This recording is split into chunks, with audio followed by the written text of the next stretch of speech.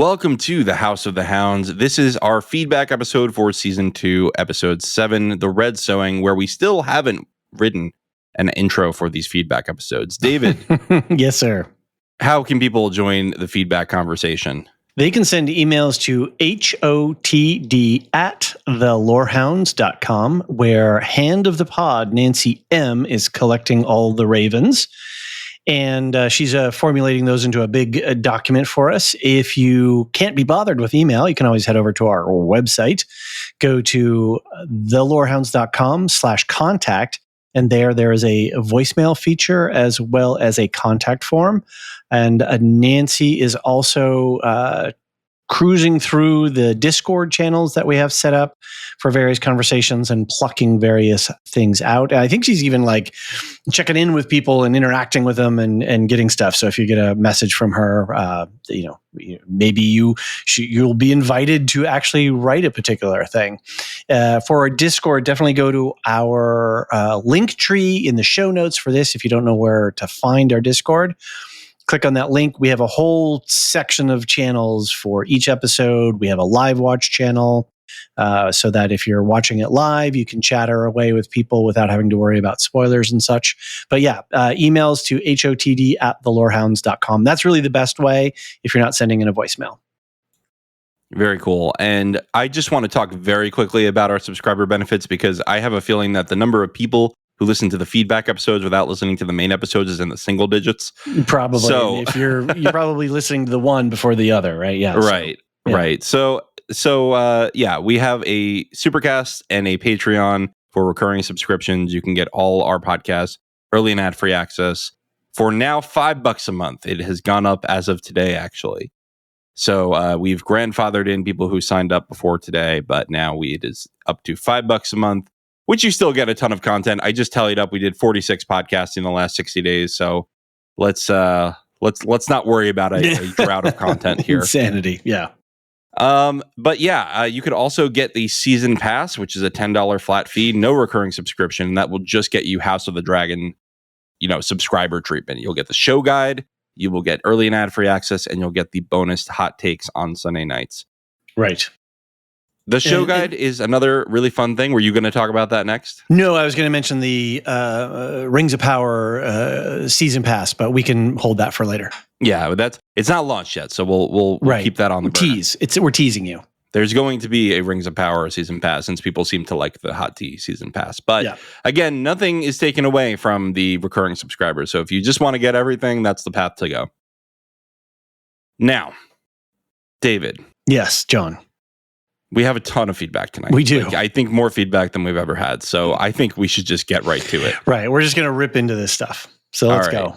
Let's start off with a voicemail from Karen, who also called in last week. Here we go. Hi, Nancy. Hi, guys. I just wanted to thank you so much for the podcast and especially for the Discord community. This past episode was the first time I live watched while being in the Discord, and it filled my little nerdy heart with so much joy to be able to have those conversations while I was watching the show. My husband watches with me, but he looks at me blankly when I constantly comment and analyze everything. So it was just an absolute joy to be a part of that, and I got a lot of my nerdy needs met. So thanks so much, guys. I love the podcast. I love the Discord, and looking forward to coverage of other shows. I've followed you guys for a while on Shogun and previous season of House of the Dragon, and looking forward to some of the other shows that you cover as well. It seems like we like a lot of the same stuff. So anyway, have a great day. That's awesome. Thank you, I Karen. love that. Yeah. Yeah. Thank you, Karen. Happy to be at home, right? Yeah, exactly. That makes me really happy that the live watch is a fun place for people to gather. The fact that there's this community. I love how she led off saying hi to Nancy first, which is perfect, right? Because we may be the voices on the microphones, but there's so much more going on, and there's so many more people involved in making this community a really fun place to hang out and talk, and exactly like Karen was saying, nerd out with the stuff that we love. And it just really makes me happy to hear that voicemail. Did you see someone say a similar thing in a review on Apple Podcasts recently?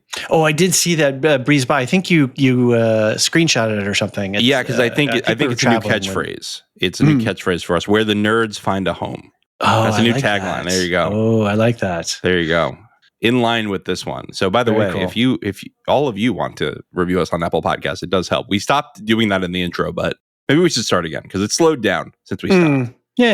Yeah, we should here and there. All right. Thank you, Karen. I know we're going to hear again from Karen later, so let's not belabor the point while we get to Susan B. Go for it, David. Hi, Lorehounds. I enjoyed your podcast and I'm a big fan of Game of Thrones and House of the Dragon. During the Season 2, Episode 6 feedback pod, you guys questioned why technology hasn't advanced between the time of House of the Dragon and Game of Thrones. I remember hearing you mention that on a previous pod and that I have thoughts about this. I think this is pretty consistent with medieval European history. For example, if you look at Europe between the years 1000 and 1500 AD, I don't think you'll see much technological advancement. If that is the period Gurm used to model Game of Thrones, House of the Dragons, I don't see it as a problem.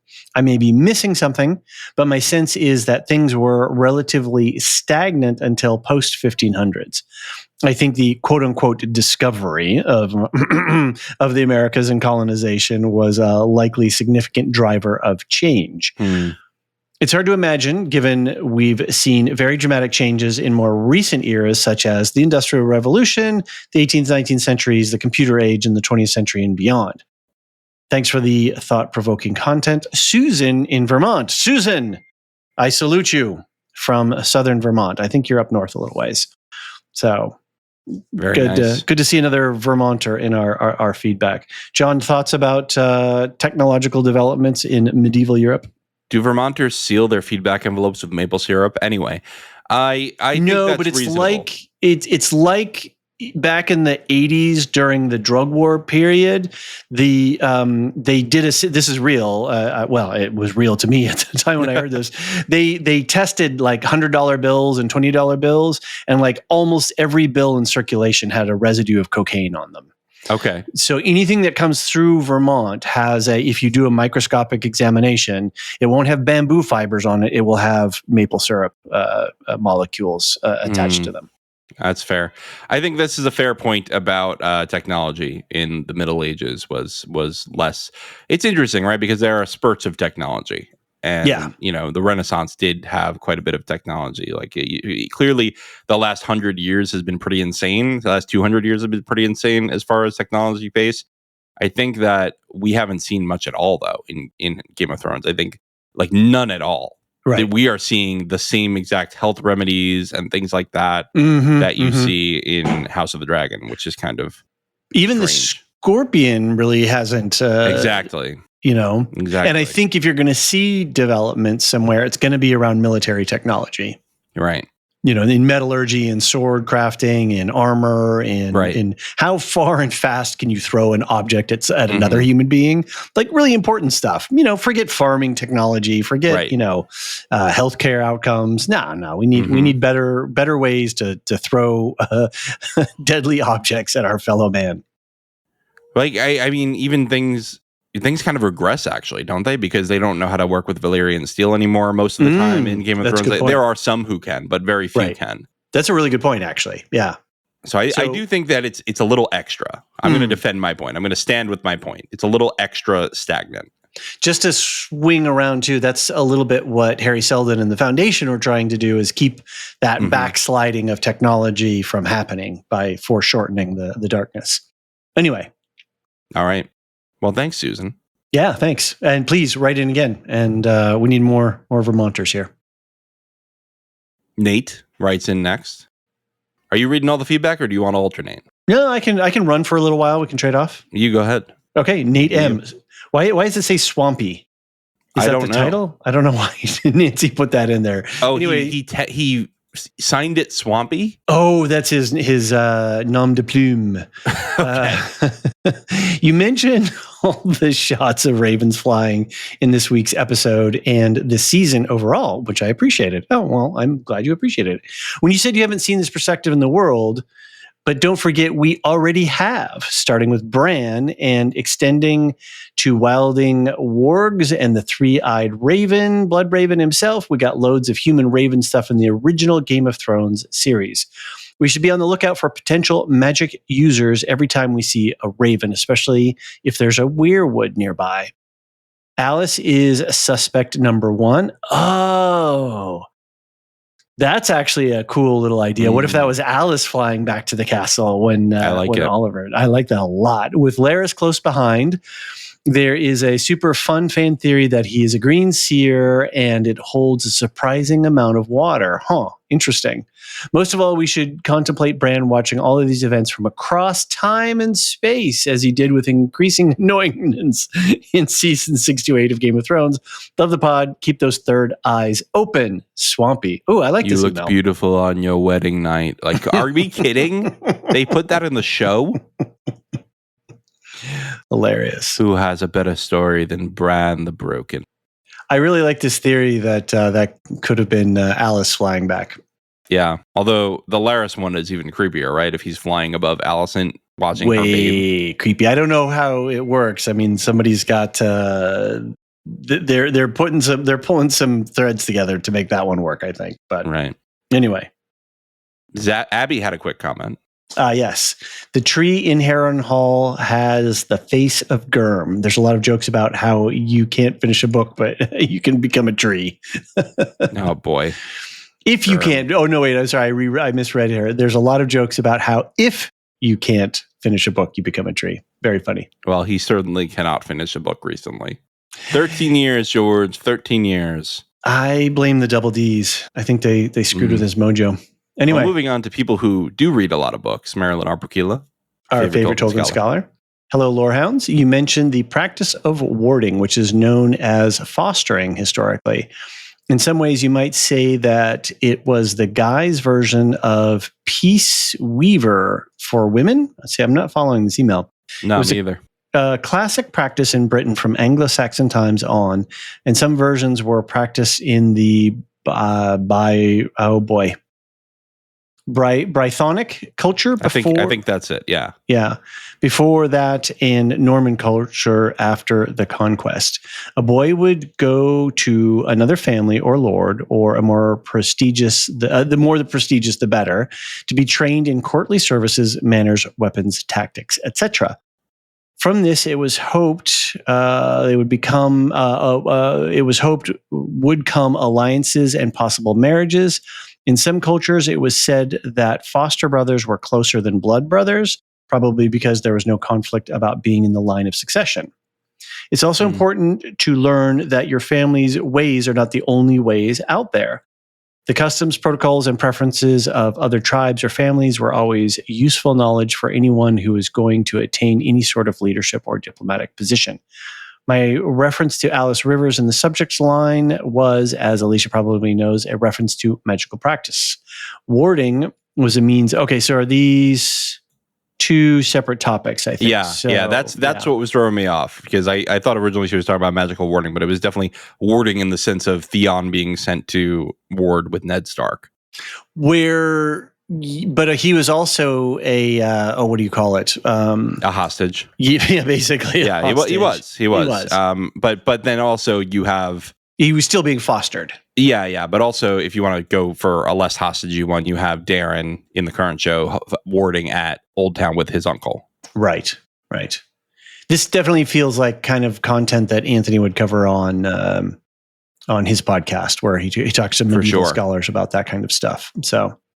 All right, so to follow through, warding was a means of creating a protected space through the setting of wards, which would be strictly mental magic images or actual physical artifacts. There would definitely be some energy raising and channeling involved in the process, but once the wards were set, they were usually considered to remain in place. In this instance, the long-term warding comes from the concept of warding off harm. Yours in historical and arcane, Marilyn. Marilyn is the most loyal feedbacker that I've ever met, because she even writes in when she doesn't want the freaking show. Yeah. Good Pretty for amazing. Marilyn. Thank you, Marilyn. Always a pleasure to hear from you. And I spent a long time talking to you last night. It was lovely. Yes, we did. I was just about to make a joke about I believe it's a 3-minute and 50-second trailer video for Rings of Power, and we spent 2 hours talking about it. So that's not kind of insane. the longest we've gone. Not the longest we've gone. But then if you factor in the prep time that each of us individually put into watching and breaking it down and putting a little show guide together for it, we're crazy. All right, Abby, on the Discord. So the tapestries are the same as last week with the Rook's Rest battle included, which makes sense as nothing major happened. Damon's hallucinations are hard to render in thread. Very true. Very true. Very funny. All right. Looks like we have a voicemail from our very own End of the Pod, Nancy. We do. Here we go. Hi, Lorehounds. I thought I would leave another voicemail message since I just got off Discord and encouraged everyone to send voice memos. Anyway, I was just listening to another of the many Hot D podcasts that I listen to, A Cast of Kings, and Kim Renfrew, who's one of the co-hosts and also an author of a book about Game of Thrones, which I very much recommend, noticed that in the opening sequence tapestry, the image of Alicent in her green dress arriving at Rhaenyra's wedding feast has been removed. And I've seen lots of comments about how Alicent wasn't wearing a green dress this week, but a blue dress. So maybe that's why they removed it. Anyway, looking forward to listening to the feedback episode.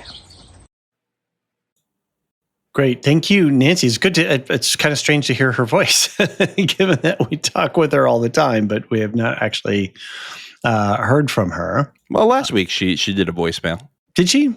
Yeah. I was pretty phased out because of. No, I wasn't on the last week one because. I get. You're right. Well, yeah. That was Alicia. See. Yes. See, so I guess this would be the first time you heard her if you didn't listen to last week's pod. Yeah. We should we? I'm whispering you to your side. Should we have her on for the final feedback episode? Invite her on for a segment. Yeah, I think so. All right. Let's talk. Let's talk. All right. The cinematographer's oil on canvas. I believe this is referencing all of the beautiful images that we've had. Zero Ducks, who is, I believe, a newer user on our Discord, but has been very active and great to see. Lots of great comments and fun takes.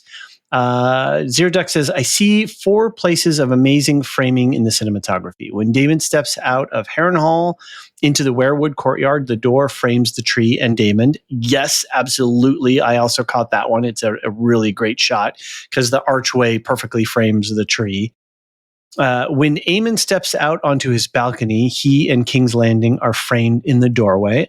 Very good one. And I think you snipped that one for the show guide, John. Mm-hmm. The end shot with Rhaenyra, Dragonstone, and the 3 dragons. Epic. Also absolutely. In the show guide. Yes. So that's it, right? There's a ring of truth about these particular shots. The shot with Rhaenyra in the dragon pit with Vermithor behind her, another epic shot. That was an incredible one. Mm-hmm. Absolutely. And also in the show guide. The only one I missed was the Daemon one. It went by really quick. I tried to screenshot it, but I was like, because I was doing my rewatch and I kept posting notes in the Discord and it was like, oh, okay, I'm going to just flood people. I got to stop. I hear you. This was a big week for cinematography. I love that they're building character while creating such beauty in the visuals at the same time. The costuming, the cinematography, the acting, the script, the effects, every element is elevated and excellent. It was so fun to watch the show created with such expertise and care. 100% agree. It really does make for a really all-round viewing experience, watching experience when we have all of these different elements working together to make a really great production. All right. Abby again by email.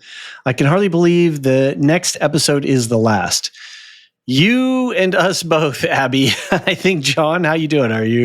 You've been running a marathon between the Acolyte and this. I'm sure you're ready. It's almost done. Break. I'm taking a break in August for like a week, and I already have a pre-recorded podcast for it, so it's not like there will actually be a break on the feed, but I'll be taking a break. Yeah, we won't be missing you. I think you too. You're taking a break the same week. I will be away, but I'm not like a full break. I'm taking a break. Yeah. I think I'm around a little bit, and we've got some alien stuff coming, so I'm trying to get that back pulled back together. Anyway, this was all in an excellent show of television. The season outdoing the former one in terms of visuals. I agree with all the gushing praise David said on the subject. Thank you for the great coverage in this hot lore summer. Greetings from Abby. All right. So this is, again, a lot of times Nancy will take people's emails apart and break them apart depending on subject. So this feels like the tail end of her email. Right. Let's talk a little plot.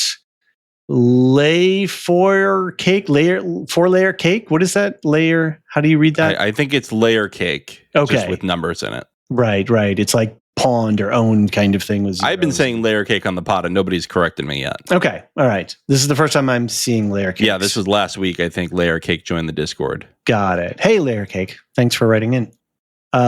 Discord direct message. Oh, check out. Nancy's getting direct messages now. General feedback for episode. I love the fact that Nancy's doing all this. This is great.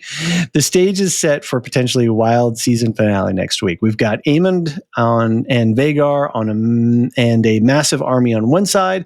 On the other side, we've got Rhaenyra and some dragons and a ramshackle group of teens and amateurs who can fly with her. Maybe Daemon too, if he ever comes home from the damp haunted castle he's been shuffling around for half the season. I kind of hope he doesn't. That's from Layer Cakes aside. The real question is whether we're looking at dragons or diplomacy to end the season. In real life, I would pray for peace. As a viewer of this wonderful television show, I need to see those suckers screeching bloody hell through the clouds and ripping each other apart. It's complicated.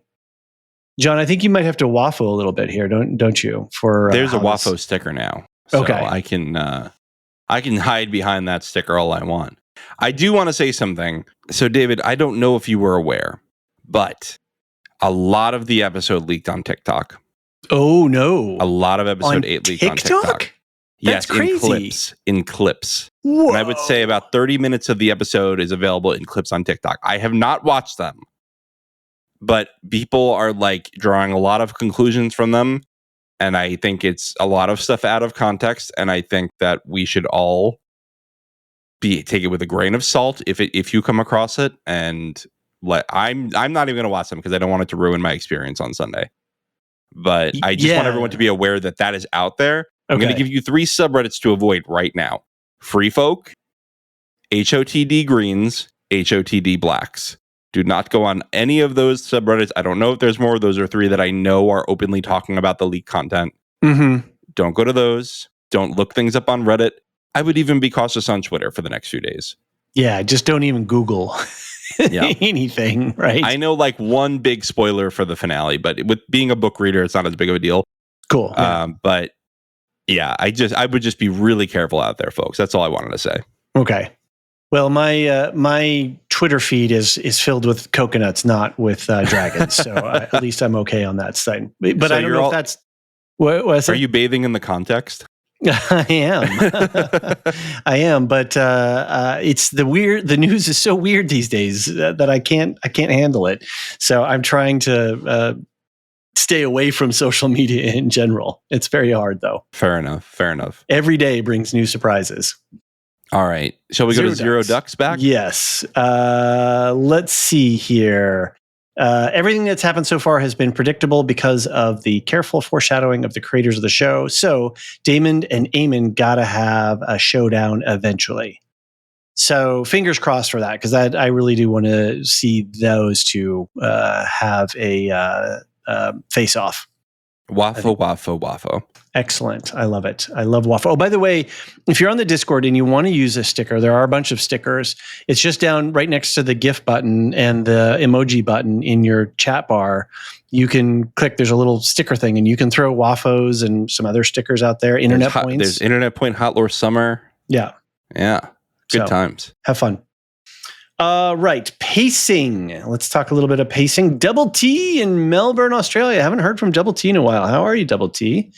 Good to hear from you. 7 blessings. pretty good episode with some intriguing dragging developments. However, I think it's a shame that the show doesn't seem to be more on board with the Game of Thrones penultimate banger episode theory. Yeah, I agree. I agree too. What it could have done is far more of Alicent walking, swimming, floating, more walking. Serious question. Do you think the three leads, Cook, Smith, and Darcy, are paid and contracted to appear in all episodes, and that this has become a weakness in the show? Yes. Question mark? I do think that, and I do think it's particularly noticeable with Matt Smith. Mm-hmm. It is what it is. It is part of show episode contracts where you can be contracted for a particular number of episodes, and it's usually on an ongoing show it's a different way that they come up with that. If you figure something like, I don't know, Happy Days or All in the Family, I don't know, I'm just going back to some old ones where they had a set number of episodes for the years running. Only 47 episodes a year. Exactly, right. And certain characters would be recurring. They would be coming in and out. They would be contracted for a certain number. But with this kind of prestige drama, I don't know how they do it. But I would be really sad if that actually came true. I feel it with Smith more than anything. But although Alicent, I'm starting to feel it with. This episode felt a little nothing burger. Right. Let's see. Okay. Anyway, carrying on with Double T's email. In my opinion, Alicent should have taken an episode off this week. Yep. Damon's story this season would have also been better served by appearing in, say, 4 episodes rather than all 7 in both cases. But would we complain then? Like, where's Damon? What's happening with Matt Smith? I don't know. I don't think so. Okay. If the story is compelling and moving. Yeah, and if he fucks off because that's what his character did, then it's okay for him to be gone for a few episodes. Right. The Hound was gone for like 3 seasons and we cheered when he came back. That's a really good point. Like if we had lost touch with him for like a couple of episodes and then he pops up in Harrenhal and like all this kind of stuff is going on. And he suddenly has an army or something like that, right? That would be kind of cool. Yeah. In both cases, it feels like padding out screen time to service these main characters, which has impacted the pacing of the season. In some cases, weighed down some otherwise excellent episodes. What do you say, David and John? And it's spelled with did he spell Targaryen? You're a Targaryen. I'm an Andal. I'm spelled like an Andal. Jonn. Oh, I see it now. Yeah, okay. You see, that's much more like John Connington style. Perfect. So he spelled my name Daeved and John as Jonn. Why do you get to be a dragon rider and I have to be some dark-haired nobody? I love it. Thanks, Double T. Good to hear from you. Abby N., the actress playing Alicent is amazing, so we have to give her something to do in every episode, just like with Matt Smith. She is now an instrument to showcase the costume designers and the cinematographer's dedication. Sir Rickard is a stand-in for the audience. Sigh. What are we doing?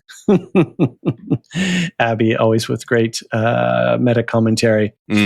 The tangled roots of family trees is the next subject that we have here. Chris M. by email. Dragon seed parentage. I think you're accidentally conflating Hugh and Ulf's backstories. I just need to say this is, I renamed this section in part to the John was wrong about Sarah section. Let's just get it out of the way. The minute that I stopped recording that podcast, I was like, here it comes. I feel like I got something wrong, but I'm not going to go back and fix it now. And boy, did everyone tell me how wrong I was. I definitely misremembered what Hugh said about his backstory. He did say, I believe he said, you know what, why don't you tell them what he said before I say it wrong again? I don't remember. Okay. He said, my mother's brother's boys, meaning that he would have been the uncle. That Hugh's mother would have been the aunt of Viserys and Daemon. Okay. So this would line up generationally with Sarah. Now, Sarah, I keep saying this name, was a Targaryen princess. She was not a bastard. She was a Targaryen princess who was as far as the standards of this world, I'm not passing judgment, a bit promiscuous, let's say, and got herself into a lot of trouble. She ended up going across the narrow sea and going full time into that business. So I guess people are saying, well, if she was doing sex work, it is possible that she was Hugh's mother. Now, I will poke another hole in this theory that doesn't quite dismiss it, which is that it was also said in the writings that the bastard sons of Sarah came to the Great Council where Viserys was crowned and tried to make their claim for why they should have been heir. And as far as we know, Hugh was unknown to this. But that doesn't mean she couldn't have had a fourth bastard, right? Like, I do think that there is an argument to be made for this. I don't think we're going to get an answer on the show, nor do we need one. But I just want to say, sorry, everyone. You were right. It could be Sarah as his mom. Well, we've got several emails and Discord messages, several pages of feedback about this. So I wonder if we should just yada through this, because it's basically just... do you want to scan through really quick? I do want to make sure that all the people who did take the time, who are, engaged. I think it's everyone. I think it's everyone here except Nate. Here's what we're going to do. Okay. You start with Nate, and I'll make sure that nobody else had a point other than this. Previous ones. Okay, sounds good. All right, so Nate said on Discord, just when I resigned myself to the idea that dragon bonds are a mystery, might be bogus. We don't know at all why they choose, and maybe the story of having Targ blood doesn't matter. We have all kinds of random speculation as to why 3 new dragon riders get the dragons. I'm complaining about other pods here, but I'm really annoyed with the idea that, oh, well, the Valerians are Valerian, so they must be able to ride dragons too. No, if that's the case, why didn't Corlys ride a dragon? Or why didn't they give Celtgar a shot, since the Celtgars are Valerians as well? Ulf and Hugh have identifiable, if unorthodox, Targaryen bloodlines. If being a Valerian was enough, Corlys wouldn't have had to make the comment, I don't know about your mother's lineage. It's clear he's doing the math and thinking she must have had Targaryens somewhere. It may be the case that you don't need Targaryen blood, but the show is telling us that the characters still think you do. Cool. I agree. I think it's good to clarify that the Targaryens have the dragon rider ability. Mm-hmm. And I think Sadie's going to chime in here too. At the very least, the characters still think Targaryen blood is needed to be a dragon rider. As for Corlys, looks like it's a response to Nate. As for Corlys, though his family aren't dragon riders, I think that he's probably just as likely to have some distant Targaryen ancestor as Adam's mom is, if not more likely, given how the houses intermarried on Old Valyria. So this is something I kind of, from the casual show watcher, non-book reader guy, or non-deep history story, backstory stuff. I kind of like it being vague and a little bit mysterious, not in the sense of, it gives the writers a little bit more wiggle room to muck about with plot, but I don't know. It just seems like it would be how would we know that, right? The only way to know it would be to do some testing like we did with the end of this episode, where the dragon is like, nope, I don't want any of these people, but this one and this one are fine. So I just also want to say, I think the most important thing is that the small folk are going to see this and say, that guy was a drunkard in the tavern yesterday and he's riding a dragon today. What makes the Targaryens so special? Mm-hmm. Like, even if he is a bastard, I do think it matters that you're going to have people without the Targaryen name now riding dragons. I went through, I highlighted all the people who I think just corrected me. Mm-hmm. I just wanted to tag something on the end of the Targaryen blood conversation. They have shown us consistently on screen when a human makes whatever this connection is with a dragon, be it their dragon or another dragon, because Rhaenyra does it with what's the name of the big dragon at the end there? Vermithor. She's like, got you, bro. And the dragon's like, yep, got you, sister. And they're consistently telling us on screen that there is some sort of vibe that I'm not going to get you today. What's that? I'm Yeah, not exactly. gonna Not today, anyway. Not today, anyway. we're cool. So there is something, right? There is something that's happening. There is some sort of metaphysical connection that's happening between these two beings, between these two entities. What, how, mechanically, M count anyone? No, never mind. Moving on. So what was your... Okay. So I've highlighted the people who I believe just corrected me and did not add anything else. So I just want to give them credit for writing in a correction. Okay. Chris M, Julian from Texas, Nicole B, Jordan M. You all, thank you for honorary mention for writing in with the correct information. I left in some people who I think had a little bit other, some kind of tangential points to add. So those are underneath Jordan. I see it. Starting with Julian. Yeah. Okay. And again, thank you everyone for writing in. So we don't want to be dismissive of your emails because we know it. Sure. Yeah. I just want to make sure that listen, guys, we've recorded a lot lot this summer, so we have to make sure that these move along a little bit. That's right. We have other things to do too with our lives, like sleep. And Julian R. email. I just listened to the House of R podcast for episode 7 and the 2 hour and 26 minute mark. My God. They're like running 3 hours, but hey, they're full-time podcasters, though. Exactly. Full-time with support staff, mind you, with engineers and producers. At the 2 hour and 26 minute mark, they start speaking about this topic. Joanna says that the actor who plays Hugh, Kieran Boo, confirmed in an interview that Hugh is in fact Sarah's son. She didn't mention which interview though, so I still can't list it. Sorry, that just about clears it up. Anyway, I hope you guys have a great week. Looking forward to next week's season recap. Kieran, I hardly know him. So I don't know. I don't know. Yeah, sure. If that's true in the show. So Sadie had a good point that kind of brings in what I was saying earlier. So why don't you bring that in? 100% agree it's Sarah for the show purposes, but I don't think it tracks for the book because it says that Sarah's 3 bastard sons put forward claims to the Great Council. Of course, Hugh could be a later born son, but none is mentioned in the book, and his parentage is just unknown. Yeah, I think it's likely in the show, especially with what Julian's saying, and book-wise, it's a little sloppy, but it might work. I moved up Michael's voice message because I actually think it fits best in this section, so why don't we play that here? Okay. Hey guys, just want to get my most recent thoughts on House of Dragon. Loving the show, and just can't believe that we're almost at the end of the season.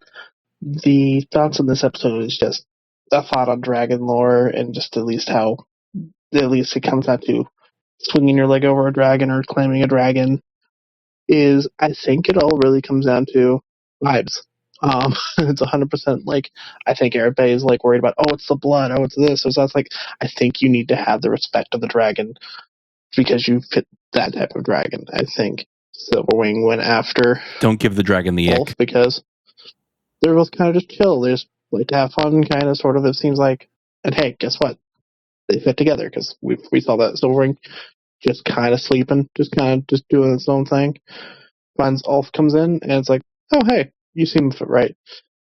We see Hugh getting Vermithor. It is a dragon that is challenging almost everybody that's there, killing everybody. And the second that it finds someone that is going to challenge it back, it respects that and lets him claim him. And when we get to Sea Smoke, that Adam was perfectly like, you remind me a lot of Leonor. Please tell me I'm saying the name right. If I'm not, whatever. But I feel like all it comes down to is mainly vibes. Caraxes is crazy. That's why Damon was able to claim it. And then all the young dragons make sense. Like, all the dragons that were raised with the riders, of course they're kind of similar personalities because they're around each other. So it just makes sense to me. But that's just my thoughts on it. Want to hear what y'all thinking. I'm looking forward to the season finale, and I think it's going to be crazy. Nice. Well, thank you, Michael. I think that's an interesting aspect, is just match the vibe of the dragon. Mm-hmm. We've definitely seen that, and good to hear from you, Michael. It's been a minute since we've heard from you. We do see a baby. Don't we see a baby dragon playing with some of the kids at the Vale? Yeah. And they talk about that. And I remember when Aegon shows up, and what's Aegon's dragon's name? Sunfire. Like chest butts him, right? Knocks into him and like, hey man, I haven't seen you so long. Where you been? Like they really are bonded in that way. And I don't disagree that you do have to match a dragon vibe. I think if you show fear, right, that's certainly something. But then I'm also thinking that there is some sort of metaphysical contact. I think you need, a little bit of both. You need an M count and a attitude. You got to tame your dragon over there, David. Yes. I keep hearing the dragon thrashing into the microphone. Dragons are cats. And my cat just came in as trying to eat microphone cables and pencils and wanting pets. And yeah. Now, how did you bond your cat? Maybe we can get some insight into the dragon bonding. Okay. Treats. It's all about the treats and the pets. So the next topic Nancy prepared for us was Dragon Seed, Hunger Games, or Divine Selection by the Gods. Right. Let me scroll down here because the cat actually kicked my keyboard. I'll start. How about that? All right. Zero Ducks says, I was disappointed to see the ruthlessness of Rhaenyra as she watched the small folk burn. Her expression was inscrutable, but I think her way of coping is believing it's all ordained by the gods. Convenient excuse for atrocities throughout history. Indeed. You had brought up, David, the whole idea of a lot of people talking about willing from the gods this episode. Mm-hmm. Right. Yep. Yeah, I was just going to say that just that whole idea of, fate, destiny, inshallah, we're sort of swept up in things that we're a rider on the river. We don't really have a lot of ability to paddle and set our own course. And at the same time, I think this whole thing about Rhaenyra and the next evolution of her coming into her queenliness, to her rulershipness, is demonstrated by this fact that she is willing to sacrifice a bunch of small folk for her aims. Because I don't think she would have done that a couple of episodes ago. Mm-hmm. I'm going to jump to feedback back, and then I'm going to bring it back to Nate. Okay. But Sadie wrote in kind of a funny defense of this whole strategy. Okay. Sadie says, I've been thinking about the dragon selection process. I think it serves a few purposes in universe that may have led Team Black to do it this way. One, it eliminates any green spies in the bunch. That made me laugh, quite honestly. That's a good point. Two, prunes the family tree. Mm-hmm. Again, good dark point. Three, once Vermithor and Silverwing pick riders, you don't want a bunch of people who think they could possibly ride a dragon. They could be a threat. I think the people who are riding the dragons are the bigger threat. 4, if you go one at a time, what if the dragon settles for someone early in the line, but there's someone better later? Okay, this one might be dumb. 5, sorry, that was Sadie's commentary, by the way. I'm not calling Sadie's comment dumb. 5, the guards themselves getting roasted. Less witnesses to the roasting of the small folk. Mm-hmm. Meta reasons, I think this scene is showing us something about Rhaenyra, and how since talking to Alicent at the Sept, she is starting to think her claim is supported by the gods or something along those lines. Initially, I had said, why aren't they vetting these people before letting them try for a dragon? At least do a few rounds of interviewing. But now I'm realizing Rhaenyra let the dragons do /gods do the vetting, and whoever they choose is intended by gods. Like Adam said to her, sacrifices for a higher purpose, etc. Damn, Sadie. Remind me not to put Sadie in charge of like a recruiting effort. What's the Princess Bride line about Sicilians? Never go against a Sicilian in a battle of wits when death is on the line. That's the one. I think Sadie's got she must have some Sicilian blood in her. She must have a big S count because she is thinking very critically about how this works.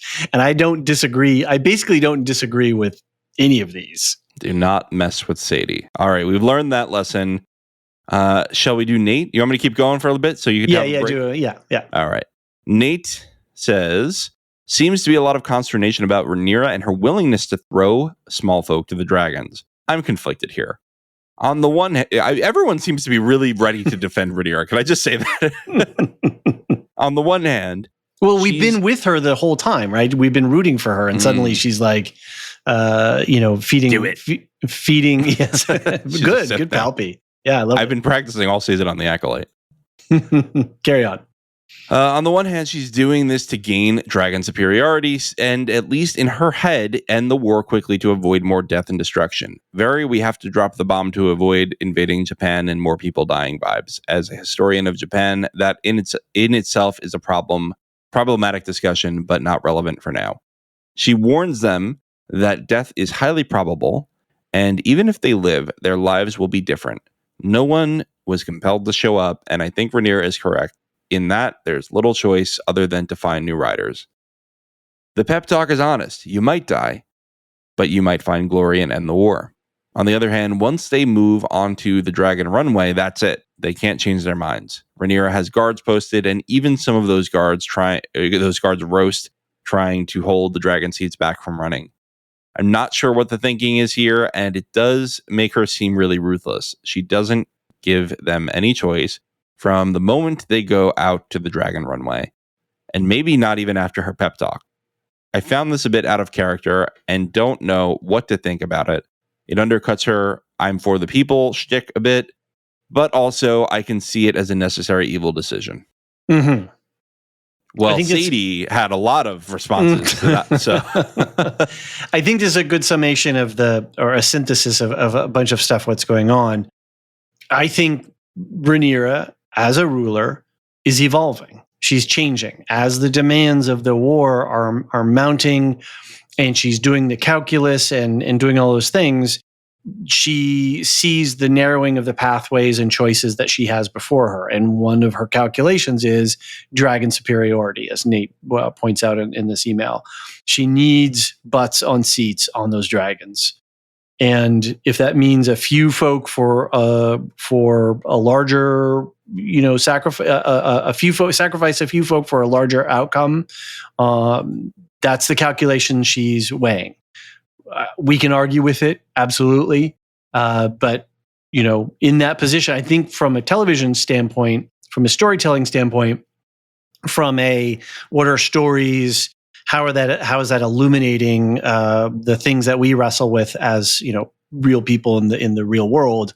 This is exactly the kind of stuff that makes us think and go, yeah, really difficult decisions. She's making the choices that she needs to make. Unfortunate if you're one of those dragon seeds, but they were offered to come, and like he says, I think he sums everything up pretty nicely in this. Is that once we went down onto the Dragon Runway, that's it. You're locked in. Or some got through. Actually, I remember watching on this when I had my rewatch. What's going on with them now? Is there a therapy program? Very good point for them. Yeah, yeah, but yeah, no, I think this is all a good summation of the issues involved. Right. Whiskey Neat had a comment, said, "Can we take a moment and consider the ramifications of Rhaenyra going all the Dark Knight Joker on the Targaryen bastards by locking them in with the fiercest dragon in the land, especially how it will sit with someone like Hugh Hammer, who seems to be honorable and principled, and is now the rider of said dragon. He doesn't know anything about Rhaenyra and may consider her actions abhorrent and tyrannical." It's interesting, right? Because, I believe it was part of Nate's comment that he said, she has a shtick of for the people right now. Mm-hmm. But at the same time, we saw her very dismissive of the common people in season 1. And so far, I've only seen her be dismissive personally of the small folk. It's Mysaria who's saying, hey, you need the small folk to win. She's the voice in her ear saying, go help the small folk.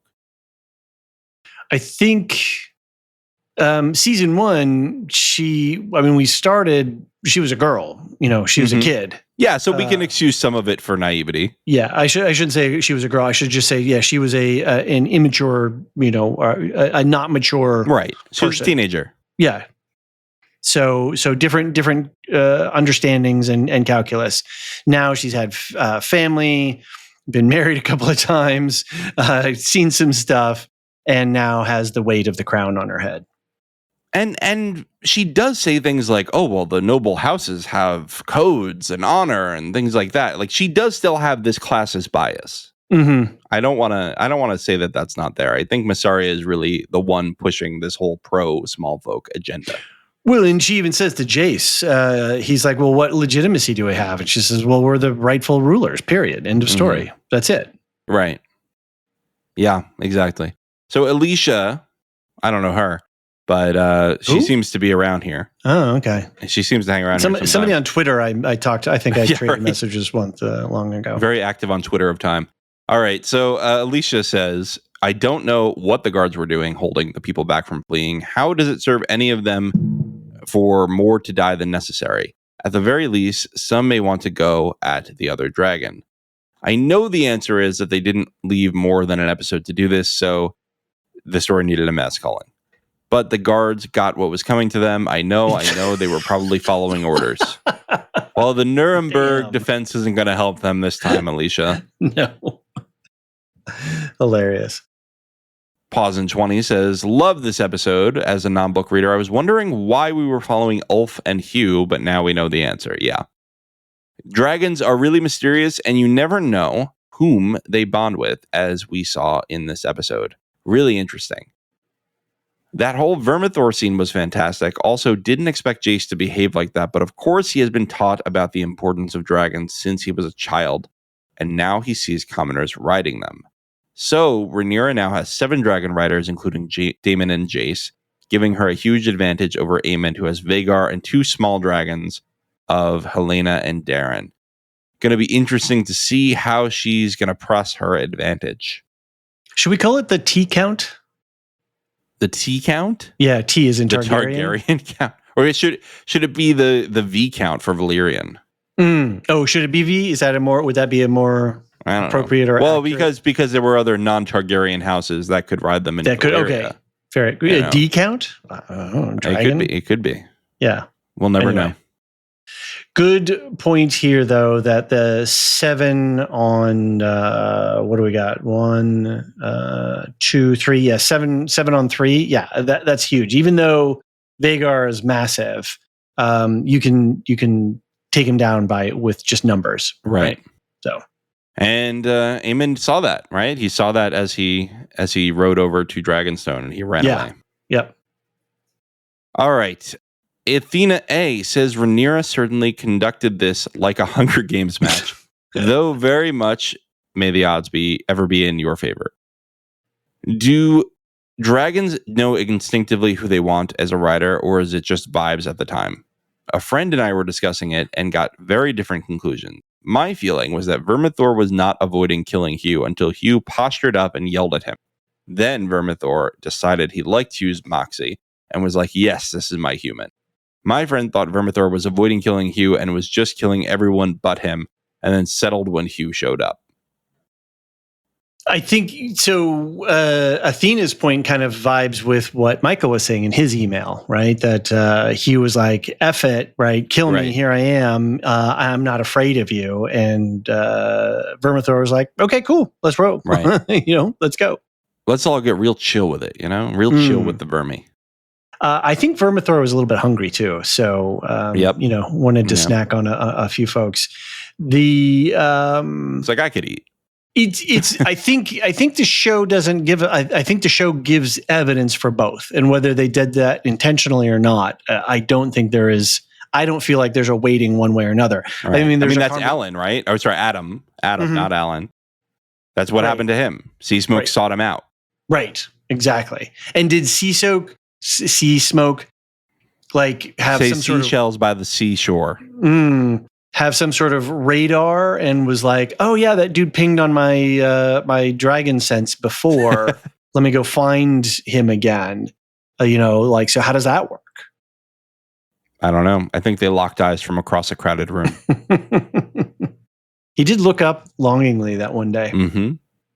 Maureen D says it went by fast, but it looked like Vermithor deliberately knocked Ulf down into the pit with Silverwing when he could have burned him or eaten him.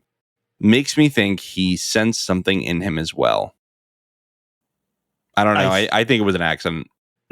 But again, it's ambiguous, right? Like, and we can interpret what we're seeing here in different ways. So I think it's cool. Mhm. I'm down for it. I like the vagueness of all this. Right.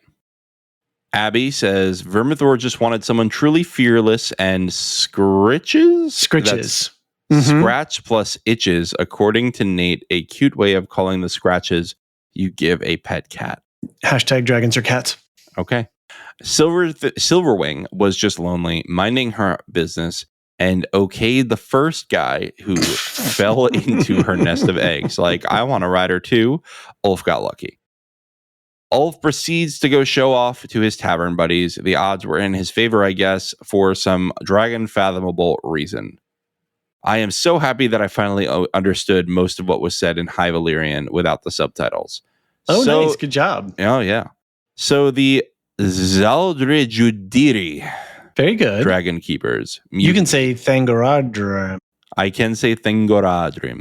There you go. Nirneathar Noidiad. By the way, if you're a Tolkien person, definitely go listen to the podcast with John and No Better Do Better. Wasn't he so good? It's so cool. He's teaching courses on this stuff. Amazing. It's so cool. Great guy. Great. He's and so knowledgeable. Friendly. Totally. Yeah. Yeah. Very, very nice person. I hope we get to pod with him again. Anyway, Abby continues and said the Dragon Keepers mutinied, but Rhaenyra can summon Vermi for a chat on her own. How badass is that? Very badass. Mm-hmm. This is her thing, right? This is her hobby, her whole life. Yeah, and she's being a queen, right? She's like, okay, I have dominion over these dragons and these people, and I'm going to use it. And this is my whole point of her evolution. Right. She's saying, basically behave, Vermithor, serve. Dohairas, I think she says something like that. Mm-hmm. Like she really gives him. She gives him a little bit of tude. Mm-hmm. And then she gives him a little scritches on the nose. So. And then she says, "All right, now pose for the picture." All right, Nate is back in to say, "I thought for sure Ulf was getting torts and Hugh would get a dragon. Also, can I just say that as someone who spent a year in a war zone, the scene between Hugh and Kat where she says, 'I don't want to be a lady, I want my husband to stay alive,' really hit." Good point. Alicia is going to close out the section saying, "This one has narrowly eked past episode 4 as my favorite of the season. Given how little time they left for the sowing of the seeds this season, I think one explosion of full carnage was the way to go. I like how the show is differentiating between the characters of Hugh the humble and Ulf the despite them looking so much alike to me. I'm sure there were many others in that pool of blondies who deserve Silver Ring more, though. I'm very excited to see the team dynamics when the Dragon Riders gather next week." At Rhaenyra's School of Magical Dragon Writing, it's gonna be a little bit of a shit show. How you got to strap these people in? You know, the dragons got to play nice. It's a tricky thing. I posted a DVD cover of How to Train Your Dragon in the Discord. We're having fun. We're having fun in the Discord. All right, David, let's take a quick break. When we get back, we will get to the second half of our feedback. We'll be right back with more House of the Dragon.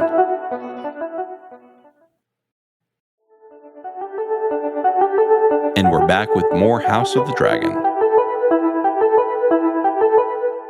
Would you like us to take us into the next section, David? Yeah, I was just going to offer, should you trust a dragon seed with a dragon? A big question that you posed, and a lot of folks are talking about. DJ Miwa, our good friend, in the Discord said, if the next episode doesn't start with Rhaenyra swearing all the dragon seeds to Os a fealty to her and to Jace, then I don't know what we're doing with our lives. I mean, what are you going to do? They have the biggest dragons. I guess you could say, well, she's trained Cyrax more. But at the same time, Vermithor has been around a long time, so he probably doesn't even need anybody to guide him. He knows how to fight. He was a fighting dragon. Mm-hmm. And it feels like, to me, Ulf is... I think he'll serve. I think he'll bend the knee. And he'll do Harris? Yes, he'll do Harris.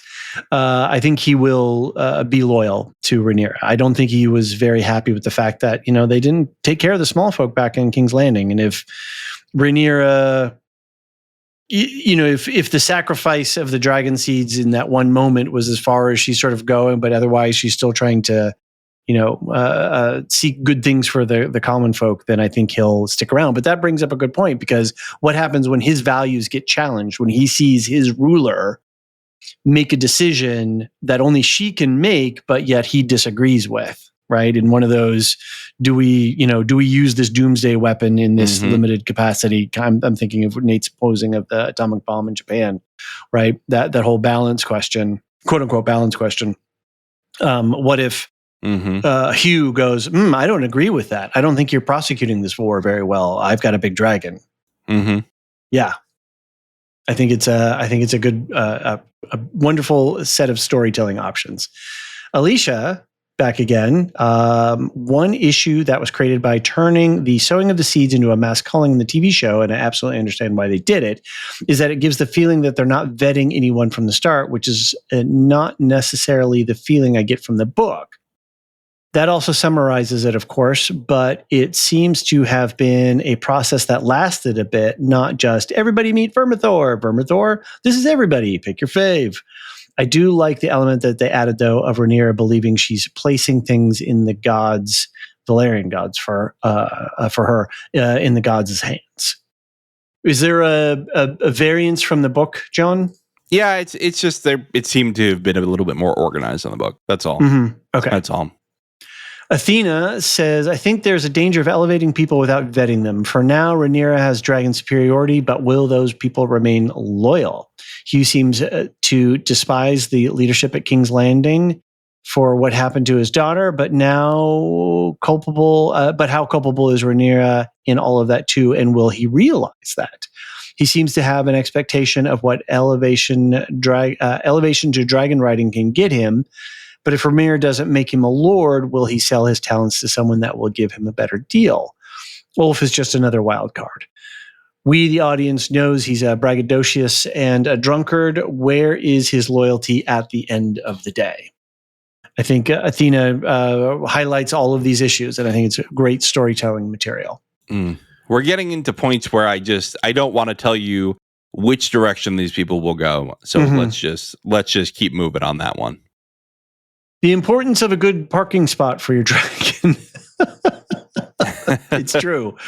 We've got a voicemail from Karen. Want to play that one? Hey, a thought I had, I was just listening to the pod, and one of the guys made the point about how Vhagar takes a while to get to and to mount when Aemond goes to jump on and investigate what's going on with Silverwing during episode 7. And I wanted to point out that we have also seen Rhaenyra really quickly run down and almost take like a running start at Syrax when she heard about Seasmoke having a rider. So it seems like the people at Dragonstone have super quick access to just do like a running start. They can do that 5-minute pilot ready to go thing with their dragons.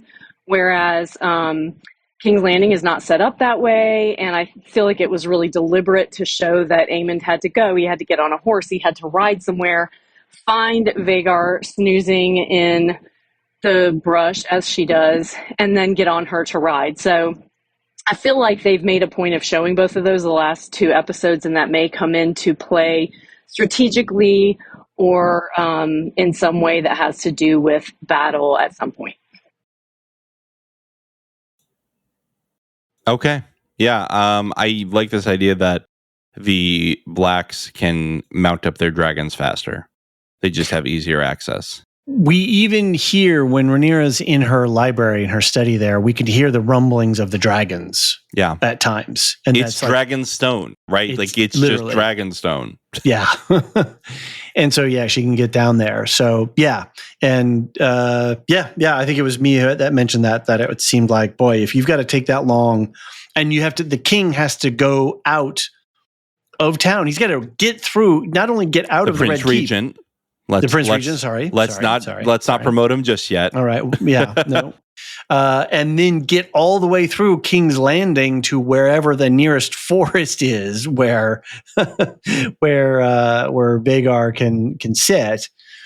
Then that's a problem. And I think even in King's Landing? Where is the Dragon Emporium? It's a bit away. It's under the Sept, right?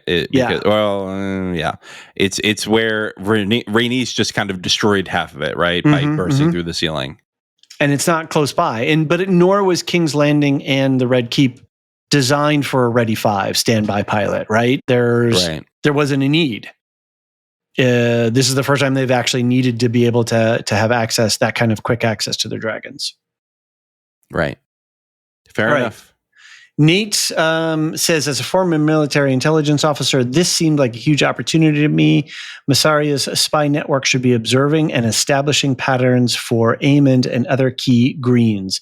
If they can pinpoint that Aemond has to ride from the keep to Vagar's nappy time place, then that allows them to set up an ambush and kill him before he reaches Vagar. Take out Aemond, the greens are cooked. Boom. Totally agree. That's kind of what I was trying to hint at in the last pod. Yep. All right. Was Aemon lured? I can't lured to King's Landing. Nate, again on the Discord, watching, I assumed Ulf's joyride was Silverwing deciding to go buzz the tower at King's Landing, and Ulf is just holding on for dear life. I didn't think this was planned at all until I heard another podcast debating it. They point out, the point they made was that Rhaenyra waiting with the other dragons was so that when Ulf lured Aemond out, Aemond would see that the Blacks have significant air power advantage. At first, I didn't think this made any sense. Why show your hand? But then I thought about Rhaenyra's continual hope, naive, I believe, that the war could be ended without bloodshed. This is actually a good point. I'd understood that as, well, we'll kill some people, but it will be all over quicker. And so in the long run, it will be less death. But she's idealistic and still clinging to the hope that it really can be bloodless. So perhaps it was an intention to draw Aemond out, to have him see the dragon's advantage and recognize the Greens can't win and give up. And if that's the case, I'm really, really disappointed in her. I don't want her to torch King's Landing, but it seemed with the last episode, she'd finally realized that she had to get down to business and fight. If this was an attempt to get the Greens to just give up, has she learned anything? John, thoughts? Yeah, I don't think this was intentional at all. This whole going over King's Landing. I think this was just him being a goofball. Mm-hmm. I think he just lost control of Silverwing. Silverwing just was comfortable in King's Landing and flew over there, and it kind of made this a bit of a situation. Right. I liked the thought, and I like the general idea of the debate of this other unnamed pod, but the fact that if you're going to lure Aemond out like that, why not just kill him? I mean, if you're going to set a trap, just kill him. If there's no way that would be a stupid mistake to assume that Aemond, who you've known for a very long time, is not a bloodthirsty psycho, and is no way when he sees a challenge like this, he's going to back down. No, he's not that kind of guy. I think if you're going to lure him out, as they say, if you're going to take a shot at the king, don't miss, right? You've got to make sure that, so if it wasn't intentional, and if it was intentional, why? I mean, okay, if it was intentional, why wasn't she on the back of a dragon? Mm-hmm. Well, to defend that, I would say because he knows that she has Cyrax. He does not know that the other dragons have riders. Right. And if you're just trying to do a show of force, then you don't need to be on your dragon. So no, right. I think it was because she didn't see Ulf get on him until maybe when he got on, Silverwing just took off and went flying wherever Silverwing was going to go. So that's what I think. Abby says the fear in Aemon's eye was a sight to see after mounting that horse like Legolas and going out to jump on Vagar with a determined face to do some more chomp. There came the oopsie daisy. All right. Do you think he's going to do a shield surf by the end of the season? Please, God, no. Please, dear God, no. Let's talk about courting the River Lords. Athena A says, I would have preferred if Daemon's screen time had been actually courting the River Lords and maybe introducing us to the locations and the lands there. That is strategically vital instead of all the haunted house shenanigans. Pawson20 says, Daemon and the River Lords scene was great. Oscar Tully seems like a good lord with a sense of justice, and Daemon gained their support by killing William Blackwood. Abby says Oscar Tully is serving truths He gives Liana Mormont vibes. There is one young, fierce person for every age, it seems. Any thoughts on those? Yeah, that would have been nice to see, wouldn't it? But we got what we got at this point. I think probably next season we'll see more of Daemon raising an army. I do like the Liana Mormont vibe connection, though. That is for sure. Seeing the young person sort of stand up. Zero Duck says, Matt Smith's acting in this scene is incredible. The shifting power dynamic and the brilliant maneuvering of Oscar Tully have him feeling many things. His face and body language portrays his thoughts constantly. I also noticed that they tend to shoot him from a slight angle often. Okay, say more. Which results in a sort of side-eye effect. This lends itself to the characterization of Daemon as scheming. Oh, that's a really good take. That's totally true. That's a really good way to use the camera to tell something about Daemon's character. I like it. Yeah. I'm reminded of the small council scene where he's sort of secretly smiling at Rhaenyra about the death of Jaehaerys. This constantly with even the shooting angles on the characters is brilliant. Yeah, good pick, Zero Ducks. Very good. I feel a kinship with Zero Ducks here, who's picking up the same visual vibes I am. Yeah. Yeah. Daemon is, well, Matt Smith is an excellent actor, a great facial actor. You love I'm a huge Matt Smith fan. Huge. Yeah. All right. Closing out the topic, Athena says, is there any significance to Daemon spilling blood and accepting the oath of Oscar Tully and the Rivermen before the weirwood tree? I was wondering, since they can be sacred trees and the land is cursed due to the weirwoods being felled, weirwoods being felled, supposedly. Wondering if there was some additional meaning or weight to an oath made in the shade of that tree. There is actually an oak in Austin, Texas called the treaty oak that Native American tribes used to make the treaties or accords at. And my husband actually proposed to me under that tree, so he made his oath there. That's nice. I'd be interested if there was something symbolic or magical about that in the lore. So any Maesters, if you've got some feedback, let us know about that. I think it is, whether they do anything with that, I still think it's an intriguing idea that blood is being spilled before this weird tree. And if you notice, those roots of that tree are almost like octopus arms erupting out of the ground and then diving back in. And so that whole courtyard area is within the confines of that tree in some way. So yeah, I really like that idea. Whether they'll do anything, I don't know. Right. Yeah, I agree. I like all the weirwood stuff. I wish we got more of it in Game of Thrones and not just Bran staring off and watching his sister on her wedding night. Yeah, it would be interesting. I would, if for as much, playing around the edges of dragon lore and dragon mechanics, I'd love a little bit more around the tree. I think that would be kind of cool and fun. Unpopular opinion, but the Targaryens are a very small slice of Game of Thrones, and I would like to see more focus on other houses in a future show. I don't want to see. I see people saying, "Oh, I want an Aegon the Conquest, Aegon the Conqueror show." I'm like, why? We're doing this right now, guys. Just enjoy where you're at. Which will be really interesting to see with the Dunk and Egg series, to see if they actually explore the world in that way. Well, that has a Targaryen in the name too, unfortunately. But it's not really the focus. It's not really the focus. He's just a kid. They're out and about doing stuff. Mm-hmm. All right. Intelligence and influence. Nate says, Laris, the intelligence analyst, seen a lot of talk as to what the motives are for not telling Aemond about the new Dragon Rider. I'm not going to say any of them are wrong, because they could be very well right. Laris's motives are not aligned with Aemond, and withholding info might be in his best interest. But as a former intel officer myself, my immediate thought when Yarnwood ran through the convoluted story of how the information got to him. Wait, what's the guy's name? I don't have the show guide up. The other counsel, the Master of Laws. Oh yeah, that's Jasper Wilde. Jasper Wilde. So then I'm not sure why the name's wrong here. But anyway, the convoluted... Ironwood is what he wrote? Maybe that's what it's a typo. Yeah. Ran through the convoluted story of how the information got to him was, not passing that on until I can verify independently. It's unconfirmed rumor from unvetted sources. What I do is direct intel assets to confirm. What I do is direct intel assets, spies, to confirm. Surely Laris has informants on Dragonstone. If not, what's he even doing?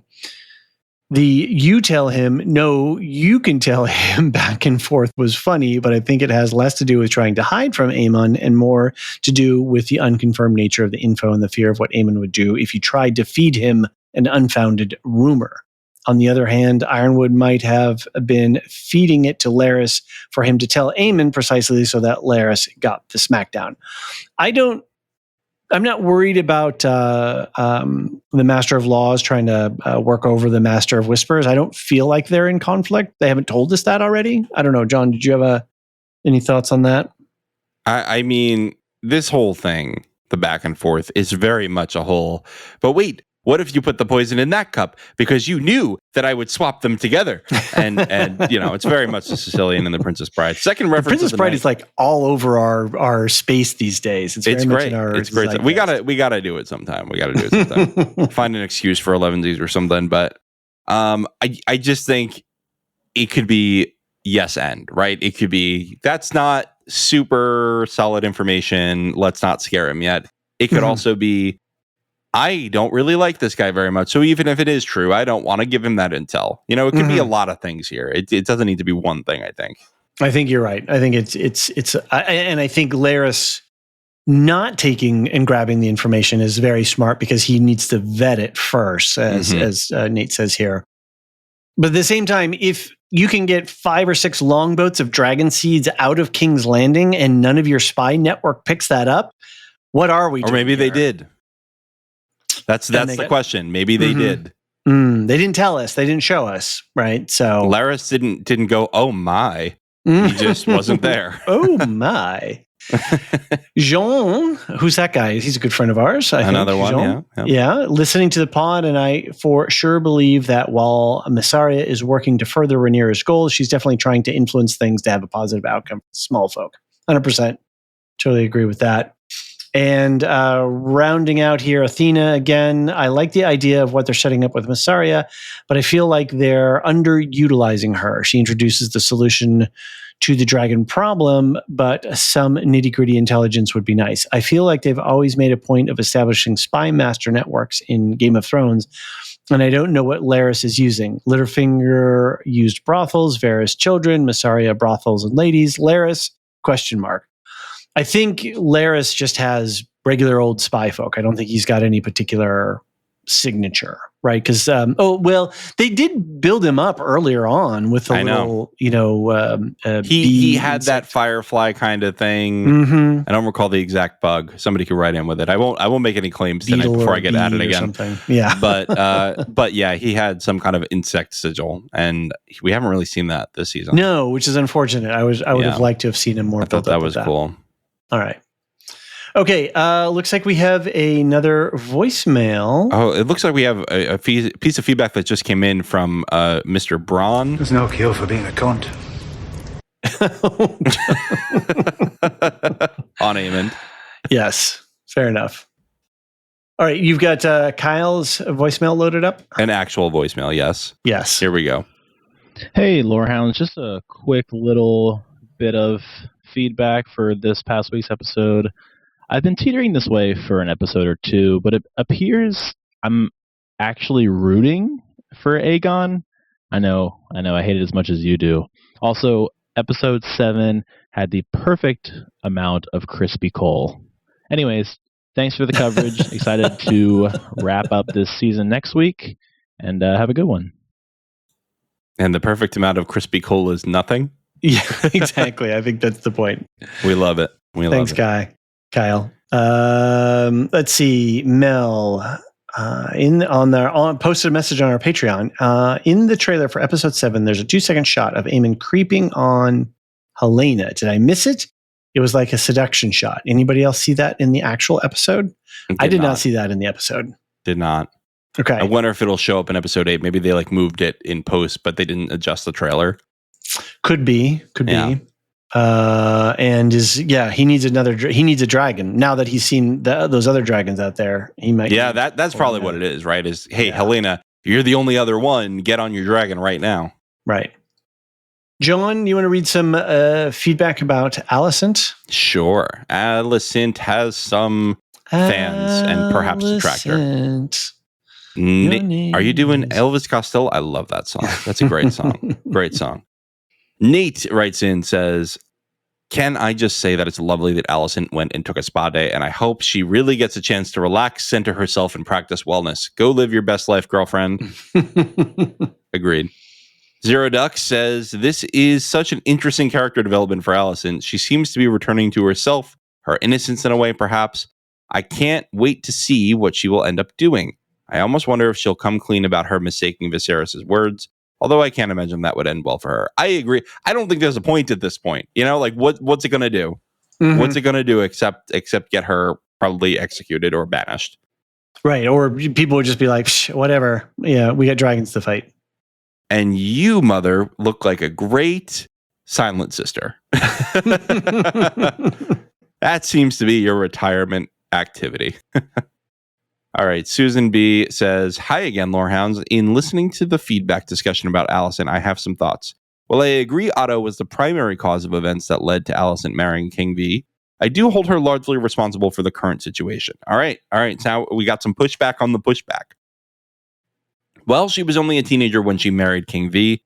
She was basically following Otto's orders. When it came to Rhaenyra, she held a ridiculous level of resentment toward her for not disclosing her relationship with Criston Cole. Mm-hmm. Technically, Rhaenyra didn't even lie to Alicent when she denied having slept with Daemon.